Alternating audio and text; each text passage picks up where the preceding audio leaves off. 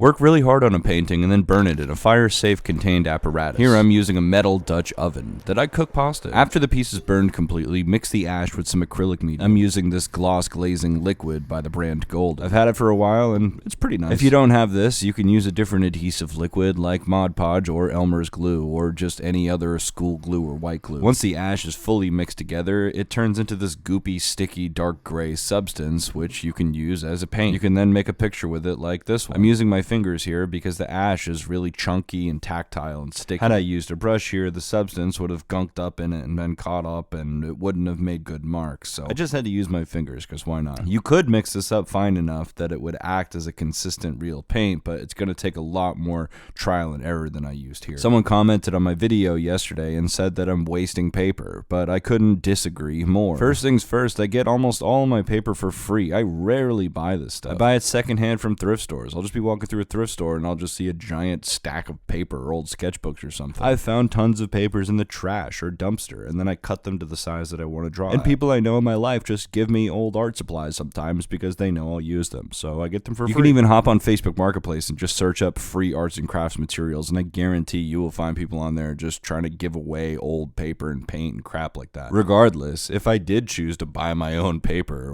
why can't I burn it and make art out of the ash? I really don't see a problem. Anywho, back to the video. I used the last bit of this ash medium paint stuff and spread it all over this 8x10 canvas, where I'm now using it as a nice carbon black backdrop for a separate painting. Anyway, I used the last bit of this ash medium paint stuff and spread it all over this 8x10 canvas, where I'm now using it as a nice carbon black backdrop for a separate painting. Thanks for following along this art process video. If you found it interesting, I encourage you to leave a comment and let me know. And to get full credit for this discussion question, you must respond to at least 2 other comments or you will receive a 0. Thanks, guys.